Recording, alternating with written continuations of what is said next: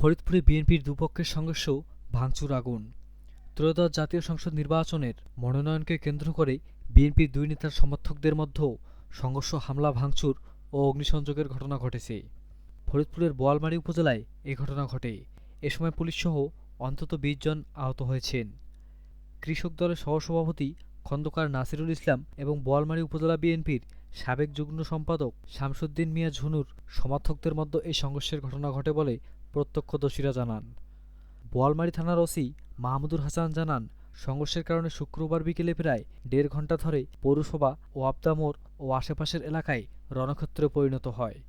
তারা দুজনেই বোয়ালমারী, আলফাডাঙ্গা ও মধুখালী নিয়ে গঠিত ফরিদপুর ১ আসন বিএনপির মনোনয়ন প্রত্যাশী। সোমবার বিএনপির ২৩৮ প্রার্থীর নাম ঘোষণা করলেও এই আসনটির মনোনয়ন স্থগিত রেখেছেন। জানা গেছে, বেলা ৩টার দিকে শামসুদ্দিন মিয়ার সমর্থকরা ওয়াপদার মোড় এলাকায় এবং নাসিরুলের সমর্থকরা প্রায় ১ কিলোমিটার দূরে কাজী সিরাজুল ইসলাম মহিলা কলেজ মোড়ে জড়ো হতে শুরু করেন। তাদের হাতে বাঁশের লাঠি, মাথায় ছিল ধানের শীষ। বিকেল ৪টার দিকে নাসিরুলের সমর্থকরা মিছিল নিয়ে ওয়াপদার মোড় এলাকার দিকে অগ্রসর হতে থাকে। অপরদিকে শামসুদ্দিনের সমর্থকরা কাজী সিরাজুল ইসলাম মহিলা কলেজের দিকে অগ্রসর হয়। বোয়ালমারী পৌরসভার সামনে এলে দুপক্ষ একে অপরকে লক্ষ্য করে ইটপাটকেল নিক্ষেপ করতে শুরু করে। তবে নাসিরুলের সমর্থকরা সংখ্যায় বেশি হওয়ায় শামসুদ্দিনের সমর্থকরা পিছু হাঁটে ওয়াপদার মোড়ে হারুন শপিং কমপ্লেক্সের সামনে অবস্থান নেয়। এ সময় খবর পেয়ে বোয়ালমারী উপজেলার নির্বাহী কর্মকর্তা ইউনো তানভীর হাসান চৌধুরী, সহকারী কমিশনার ভূমি মোহাম্মদ শিব্বির আহমেদ, বোয়ালিয়া থানার ওসি মাহমুদুল হাসান ঘটনাস্থলে যান এবং দুপক্ষকে থামানোর চেষ্টা করেন। তবে হামলার এক পর্যায়ে তারা ঘটনাস্থল ত্যাগ করেন। অন্তর্বর্তী সরকার নিজের ভোট ব্যাহত করার অবস্থা তৈরি করেছে, যা বললেন মির্জা ফখরুল ইসলাম আলমগীর।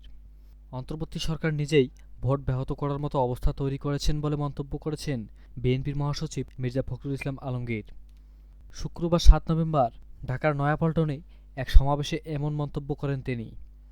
মির্জা ফখরুল বলেন, দুর্ভাগ্য আমাদের, অন্তর্বর্তীকালীন সরকার যাকে আমরা সম্পূর্ণ সমর্থন দিচ্ছি, তারা আজ নিজেরাই একটা অবস্থা তৈরি করছে যেন নির্বাচন ব্যাহত হয়। ওই রাজনৈতিক দলগুলো যে কয়েকটা দল গণভোটের চাপ দিচ্ছে, তারাও আজ খুব পরিষ্কারভাবে বলতে চায় যে নির্বাচন বানচাল করার ষড়যন্ত্র করছে। ফেব্রুয়ারিতে সংসদ নির্বাচনের দিন গণভোট আয়োজনের দাবি পুনর্ব্যক্ত করে বিএনপির মহাসচিব বলেন, আমরা খুব স্পষ্ট করে বলে দিতে চাই, গণভোট হলে নির্বাচনের দিনেই হতে হবে, আর নির্বাচন ২০২৬ সালের ফেব্রুয়ারি মাসেই হতে হবে, অন্যথায় দেশের মানুষ মেনে নেবে না। মির্জা ফখরুল বলেন, ৭ নভেম্বরের চেতনা গণতন্ত্রের চেতনা। আমাদের বিএনপির জন্ম হয়েছে সংস্কারের মধ্য দিয়ে। আমাদের নেতা প্রেসিডেন্ট জিয়াউর রহমান সংস্কারের সূচনা করেছেন, আর আজ তারেক রহমান নতুন সংস্কারের ৩১ দফা দিয়ে জাতিকে সম্মান এগিয়ে দেওয়ার একটা ম্যাগনাকাটা দিয়েছে। আমরা সেই লক্ষ্যে এগিয়ে যাব। আমরা এই নির্বাচনে অংশ নেব। ইনশাআল্লাহ এই নির্বাচনে জয়যুক্ত হয়ে আমরা একটা নতুন বাংলাদেশ গড়ে তুলব। ১০-২০ কোটি টাকা ছাড়া ভোট করা যায় না, তাই আমাদের ভাবতে হয়, যা বললেন আসিফ মাহমুদ। আগামী নির্বাচনে কালো টাকার দৌরাত্ম্য থাকবে বলে আশঙ্কা প্রকাশ করেছেন উপদেষ্টা আসিফ মাহমুদ সজীব ভুইয়া। তিনি বলেছেন, তাই নির্বাচনে নামার আগে তার মতো অন্যদেরও ভাবতে হচ্ছে। আজ শুক্রবার জাতীয় প্রেস ক্লাবে এক গোলটেবিল আলোচনায় একথা বলেন আসিফ মাহমুদ। বৈষম্যবিরোধী ছাত্র আন্দোলনের আয়োজিত এই বৈঠকের শিরোনাম ছিল নভেম্বর থেকে জুলাই, বিপ্লব থেকে বিপ্লবে। বাংলাদেশের বর্তমান বাস্তবতায় ১০-২০ কোটি টাকা না থাকলে সংসদ নির্বাচন করা সম্ভব নয় বলে মন্তব্য করে আসিফ মাহমুদ বলেন, এই বাস্তবতায় আসলে যাদের কালো টাকা আছে তাদের এই সুযোগ আছে আর কি নির্বাচনে অংশগ্রহণ করার। সেজন্য আমাদেরও বারবার চিন্তা করতে হয়, ইলেকশন কি করব না করব না, করলে কিভাবে করব, মানুষ টাকা ছাড়া ভোট দেবে কি না। জুলাই গণঅভ্যুত্থানে নেতৃত্ব দেওয়া বৈষম্যবিরোধী ছাত্র আন্দোলনের অন্যতম সমন্বয়ক আসিফ মাহমুদ অন্তর্বর্তী সরকারের স্থানীয় সরকার এবং যুব ও ক্রীড়া উপদেষ্টার দায়িত্ব পালন করছেন। উপদেষ্টা পরিষদে তার সহকর্মী আরেকজন সমন্বয়ক নাহিদ ইসলাম নতুন দলের নেতৃত্ব নিয়ে রাজনীতিতে নামলেও আসিফ মাহমুদ এখনও স্পষ্ট কোনো সিদ্ধান্ত জানাননি। তিনি শুধু বলেছেন, তিনি কোনো দলের হয়ে নির্বাচন করলে উপদেষ্টা পরিষদ থেকে পদত্যাগ করবেন। অন্তর্বর্তী সরকার আগামী ফেব্রুয়ারিতেই ত্রয়োদশ জাতীয় সংসদ নির্বাচন আয়োজনের ঘোষণা দিয়েছেন। আসিফ মাহমুদের জুলাই আন্দোলনের সহযোদ্ধাদের গড়া দল জাতীয় নাগরিক পার্টি এনসিপি সেই নির্বাচনে অংশ নেওয়ার প্রস্তুতি নিচ্ছে। নির্বাচন আর গণভোট একই দিনে হতে হবে বলে মন্তব্য করেন মির্জা ফখরুল। বিএনপির মহাসচিব মির্জা ফখরুল ইসলাম আলমগীর বলেছেন, নির্বাচন আর গণভোট একই দিনে হতে হবে এবং সেই নির্বাচন ২৬ সালের ফেব্রুয়ারি মাসেই অনুষ্ঠিত হতে হবে। অন্যথায় বাংলাদেশের মানুষ কিছুতেই তা মেনে নেবে না। শুক্রবার ৭ নভেম্বর নয়াপল্টন বিএনপির কেন্দ্রীয় কার্যালয়ের সামনে ১৯৭৫ সালে ৭ নভেম্বর সিপাহী জনতার সংহত বিপ্লব র্যালির আগে সমাবেশে তিনি এসব কথা বলেন। বিএনপির ভারপ্রাপ্ত চেয়ারম্যান তারেক রহমানকে আধুনিক গণতান্ত্রিক আন্দোলনের নেতা অভিহিত করে মির্জা ফখরুল বলেন, সংস্কারের জন্য ৩১ দফা কর্মসূচি ঘোষণা করেছিলেন তারেক রহমান। সেই সংস্কারের কাজ এই অন্তর্বর্তীকালীন সরকার শুরু করলে আমরা তাদেরকে পূর্ণ সমর্থন জানাই। প্রায় ১ বছর এই সড়ক তৈরির কাজ করেছেন তারা। গত ১৭ অক্টোবর তাদের দলগুলো একমত হয়েছে, যেসব বিষয়ে ঐক্যমত হয়েছে সেগুলোতে আমরা স্বাক্ষর করেছি। মির্জা ফখরুল বলেন, একটি রাজনৈতিক দল জোট বানিয়ে বিভিন্নভাবে চাপ সৃষ্টি করছে যে নির্বাচনের আগেই গণভোট হতে হবে। আমরা বলেছি গণভোট নির্বাচনের দিনেই হতে হবে, কারণ দুটি ভোট করতে গেলে অনেক টাকা খরচ হবে এবং মূল নির্বাচনের গুরুত্ব কমে যাবে। আজকে দুর্ভাগ্যজনকভাবে অন্তর্বর্তীকালীন সরকার, যাদের আমরা সম্পূর্ণ সমর্থন দিয়েছি, তারা নিজেরাই এমন ব্যবস্থা নিচ্ছে যাতে নির্বাচনের প্রক্রিয়া বাধাগ্রস্ত হয়।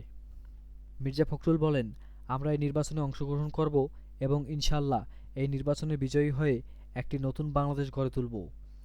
যুবদলের প্রতি আহ্বান জানিয়ে তিনি বলেন, আসুন আপনারা যে ত্যাগ স্বীকার করেছেন, আমাদের হাজার হাজার নেতাকর্মী শহীদ হয়েছে, তাদের আত্মার প্রতি শ্রদ্ধা জানিয়ে সামনে এগিয়ে যাই এবং আমাদের বিজয় সুনিশ্চিত করি।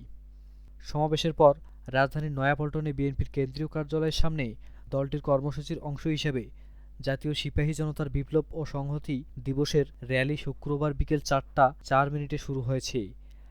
র্যালিতে বিএনপি ও এর অঙ্গ সংগঠনের নেতাকর্মীরা ব্যানার ফেস্টুন নিয়ে যোগ দিয়েছেন। র্যালিটি কাকরাইল মালিবাগ মগবাজার বাংলা মোটর হয়ে কারওয়ানবাজার শাক ফোয়ারা গিয়ে শেষ হয়।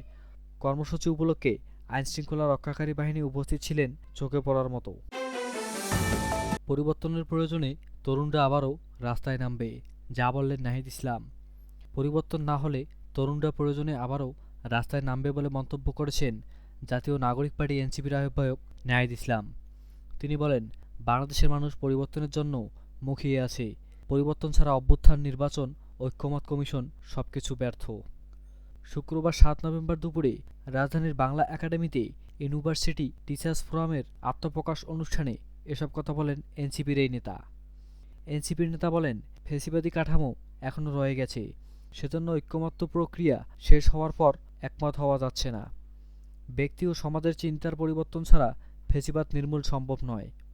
নাহিদ ইসলাম এ সময় শিক্ষকদের পাশে থাকার আশ্বাস দিয়ে বলেন, গণঅভ্যুত্থানের মধ্য দিয়ে ছাত্র শিক্ষকদের মেলবন্ধন তৈরি হয়েছে। গণতন্ত্র প্রতিষ্ঠার লড়াইয়ে শিক্ষকরা কাজ করে যাচ্ছেন, তাই আমাদের সবাইকে শিক্ষকদের পাশে থাকা দরকার। এনসিপির এই নেতা বলেন, বেকারত্ব দূর করতে হলে শিক্ষা খাতে হাত দিতে হবে, সেখানে সংস্কার আগে করতে হবে। আর যদি শিক্ষা ব্যবস্থাকে ঢেলে সাজাতে না পারি, তাহলে রাষ্ট্রের অমূল্য পরিবর্তন সম্ভব নয়। তিনি আরও বলেন, সরকারের শিক্ষা ব্যবস্থার আমূল পরিবর্তনের কথা ছিল, কিন্তু তারা ব্যর্থ হয়েছে। তারা ব্যর্থ হলেও আমরা লড়াই চালিয়ে যাব। আগামী নির্বাচনে গণঅভ্যুত্থানের অংশীদার দ্বারা তাদের সকলকেই পার্লামেন্টে থাকা উচিত বলেও এ সময় মন্তব্য করেন তিনি।